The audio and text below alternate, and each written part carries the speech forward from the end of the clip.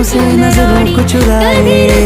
कैसी है तेरी जो तू पलकों को झुकाए। तब जो पोशीदा है उसको निहारे तू, और जो गर्विदा है उसको टाले।